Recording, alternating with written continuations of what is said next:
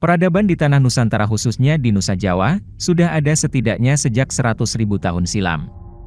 Ini tidak berlebihan, dan untuk bisa memahami sejarah kebesarannya, maka siapapun tidak bisa mengabaikan apa saja yang pernah terjadi di Nusa Jawa di masa lalu, tepatnya di wilayah yang berada di bagian kulon Pulau Jawa. Artinya, kita harus mendalami apa itu peradaban Sunda yang sesungguhnya.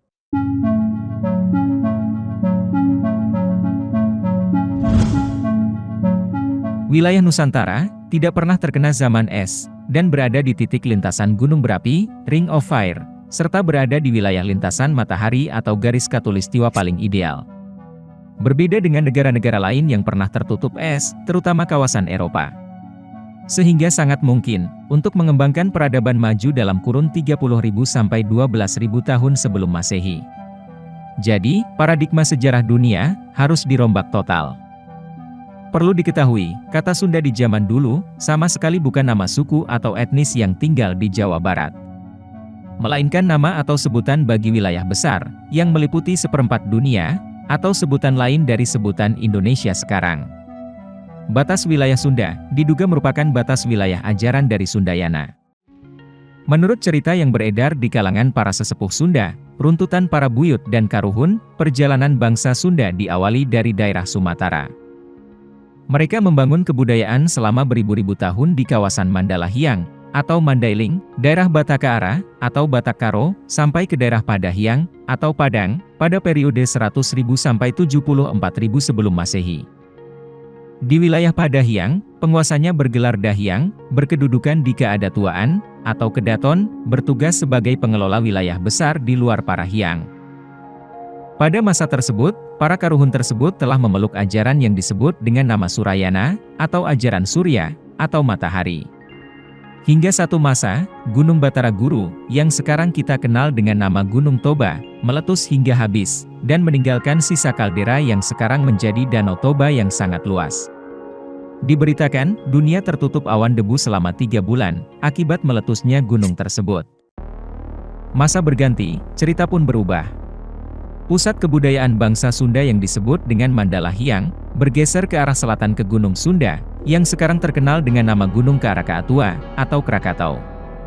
Pada saat itu, belum dikenal konsep negara, tapi lebih kepada konsep wangsa, atau bangsa. Wilayah Mandalahiang, pada masa itu dikenal dengan sebutan Buana Nyungcung, karena terletak pada kawasan yang tinggi. Sementara Mayapada, Jagat Raya, dikenal dengan sebutan Buana Agung, Ageng, atau Gede, dan Buana Alit, atau Jagat Alit. Kata Buana di zaman yang berbeda, mengalami metamorfosis kata menjadi Banua, atau Benua. Puncak Pertala di Buana Nyungcung Gunung Sunda, dijadikan Mandalahiang. Begitu juga dengan gelar Batera Guru, yang menggantikan petilasan yang sudah menghilang. Pada masa ini, kehidupan wangsa menunjukkan kemajuan yang luar biasa. Perkembangan budaya serta aplikasinya mencapai tahap yang luar biasa, dengan berbagai penemuan teknologi di darat dan laut. Daerah ini terkenal dengan sebutan Buana Ata, yaitu buana yang kokoh dan tidak bergeming. Oleh bangsa luar, dikenal dengan sebutan Atalan, yang jika versi Plato, kata Atalan inilah yang mungkin diyakini sebagai Atalantis, atau Atlantis. Kemajuan di segala bidang tersebut terhenti kembali, ketika Gunung Sunda atau Krakatoa meletus. Daratan terbagi menjadi 2, Sumatera dan Jawa, dan mengakibatkan banjir besar, serta berakhirnya zaman es pada sekitar 15.000 sebelum Masehi. Semua bukti kemajuan zaman wangsa tersebut, hilang dan tenggelam. Pusat peradaban, berpindah menuju daerah Lambahiang atau Lambang, yang sekarang menjadi Lembang. Di tanah yang sekarang kita kenal sebagai Jawa Barat inilah, konsep cikal bakal sistem kenegaraan pertama di muka bumi berawal, dengan konsep Salaka Domas dan Salaka Nagara. Konsep Salaka Nagara, yang mengandung arti air dan matahari, merupakan sebuah simbol kekuatan yang dahsyat bila menguasainya. Dengan demikian, melalui konsep Salaka Domas dan Salaka Nagara, dimulailah era maritim. Kemudian konsep matahari dan air, juga dilambangkan dengan simbol warna merah sebagai matahari, dan simbol warna putih sebagai air. Konsep ini, kemudian dikenal dengan konsep Dwivarna, merah, putih, matahari, air, Ra Naga atau Nagara, yang kemudian menjadi negara. Konsep kenegaraan bagi masyarakat peradaban Sunda kala itu, bukan sekedar negara atau country yang kita kenal sekarang. Tapi lebih jauh lagi, merupakan konsep tentang keselarasan hidup antara manusia dengan alam, manusia dengan manusia, dan manusia dengan Tuhan. Pada era Dwiwarna ini, keris mulai muncul sebagai simbol dari air, yang juga melambangkan naga. Sehingga, kujang sebagai simbol api, dan keris sebagai simbol air, kala itu bersanding sebagai lambang dari kejayaan Sundayana. Era munculnya konsep tentang negara, dinamai sebagai zaman Swargantara. Swarga artinya kemandirian, yang berarti wilayah kehidupan mandiri yang bercahaya. Konsep Swargantara inilah, yang mengharuskan bahwa sebuah negara, haruslah mandiri dan berdaulat, sehingga tidak tergantung dengan bangsa luar. Setelah Tangkuban Parahu meletus, pemerintahan berpindah ke Gunung Brahma, atau Bromo, dengan 2 gerbang besar Gunung Sundoro, Sundara, dan Gunung Sumbing, Suumbihyang, serta pelataran Dieng, Dahyang. Lalu Gunung Sumeru, menjadi penanda puncak kejayaan ajaran ini. Letusan Gunung Bromo, menyebabkan pusat pemerintahan berpindah ke Gunung Gede, Gunung Agung Bali. Itulah sebabnya, Pulau Jawa disebut sebagai Sunda Besar, dan Bali disebut sebagai Sunda Kecil pada peta Nusantara Tua. Pada masa ini, ajaran Sundayana semakin berkembang pesat, dan dikenal dengan kata Udayana. Peradaban pemerintahan Purwanagara ini, diakhiri dengan ditetapkannya Gunung Tambora di Pulau Sumbawa, di masa Maharaja Resi Prabhu Tarusbawa, pada zaman Dwi Pantara.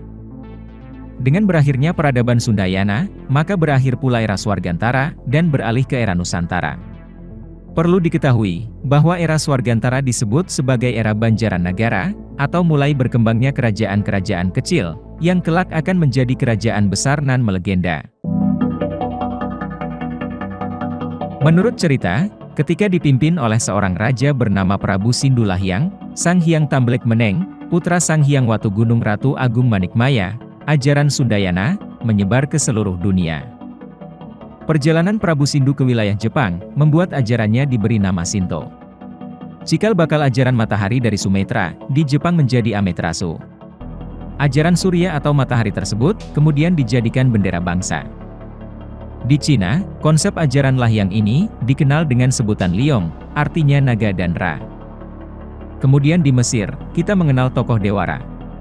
Sebutan itu sesungguhnya tidak tepat, sebab dewa adalah cahaya, dan Ra adalah pusat cahaya, atau maha cahaya, atau matahari. Keberadaan Ra di Mesir, merupakan pengakuan bangsa Mesir terhadap ajaran ketuhanan bangsa Nusantara. Walaupun hal tersebut masih berupa aku-akuan, namun perlu ditelaah lebih lanjut oleh para ahli sejarah, budaya dan kepurbakalaan yang memiliki kecerdasan. Di luar nantinya benar atau salah, tentu saja tidak usah khawatir. Sebab ilmu pengetahuan harus tetap hidup dan berkembang, walaupun mengakibatkan terjadinya perubahan besar yang melahirkan paradigma baru. Perjalanan penyebaran ajaran tersebut, kemudian bergerak sampai ke daerah India, sampai kepada sebuah aliran sungai besar yang membelah sebuah lembah, yang nantinya dikenal dengan Lembah Sungai Sindu, orang Barat mengenalnya dengan nama Lembah Sungai Hindus, tepatnya di daerah Jambudwipa. Perkembangan ajaran tersebut sangat luar biasa, sehingga menghasilkan sebuah peradaban tinggi Mohenjo-daro dan Harappa, yang memiliki kemiripan nama dengan Maharaja Sundara, dan Pakraha atau Pakrahu, persis dengan sebuah tempat di wilayah Parahyangan sekarang. Ajaran Prabu Sindu yang selanjutnya, disebut agama Hindu, yang asalnya merupakan ajaran Surayana atau Sundayana, yang hingga kini masih tersisa di wilayah Nusantara di daerah Bali sekarang, serta agama Sunda Wiwitan, yang isinya sama, menjadikan matahari serta alam sebagai panutan hidup. Dan bila dikaji lebih mendalam, ajaran ini merupakan ajaran monoteisme, atau percaya kepada Tuhan Yang Maha Esa. Kebudayaan bangsa Sunda yang berlokasi di sekitar Gunung Sunda, dibuktikan dengan ditemukannya fakta sejarah, dan penemuan arkeologis yang ada daerah Sumatera bagian tengah, dan Jawa bagian barat. 1. Kota Barus di pesisir barat Sumatera.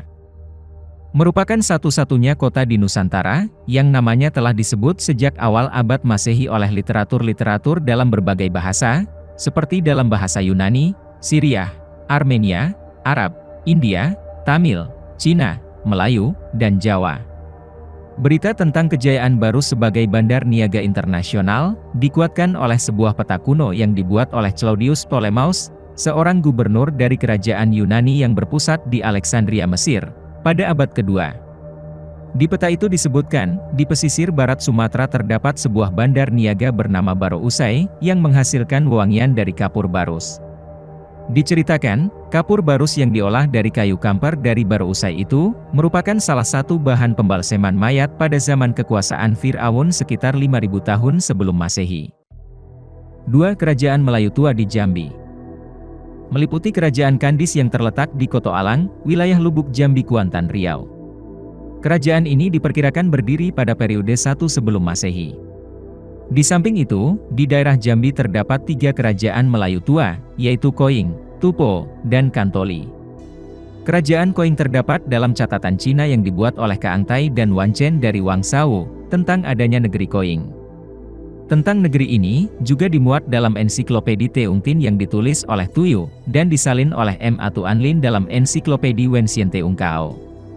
Diterangkan, bahwa di kerajaan Koing, terdapat gunung api dan kedudukannya 5000 li di timur Cupo, atau Jambi. Di utara Koing ada gunung api, dan di sebelah selatannya ada sebuah teluk bernama Wen. Dalam teluk itu, ada pulau bernama Peulei atau pulau. 3. Kerajaan Salakanagara. Kerajaan ini dianggap sebagai kerajaan tertua di Nusantara. Kerajaan ini berkedudukan di Teluk Lada Pandeglang, namun ada juga yang menyatakan, kerajaan ini berkedudukan di sebelah barat kota Bogor di kaki Gunung Salak, yang konon, nama Gunung Salak diambil dari kata Salaka. Tidak diketahui pasti sejak kapan berdirinya kerajaan Salakanagara, namun berdasarkan catatan sejarah India, para cendekiawan India telah menulis tentang nama Dwipantara, atau Kerajaan Jawa Dwipa di Pulau Jawa sekitar 200 sebelum Masehi, yang tidak lain adalah Salakanagara. Naskah Wangsakerta menyebutkan, bahwa sejak tahun 130 Masehi, pada saat itu sudah ada pemerintahan Kerajaan Salakanagara di Jawa Barat. Salakanagara, yang berarti kota perak, pernah pula disebutkan dalam catatan yang disebut sebagai Argire oleh Ptolemeus pada tahun 150 Masehi. 4. Situs Gunung Padang Cianjur.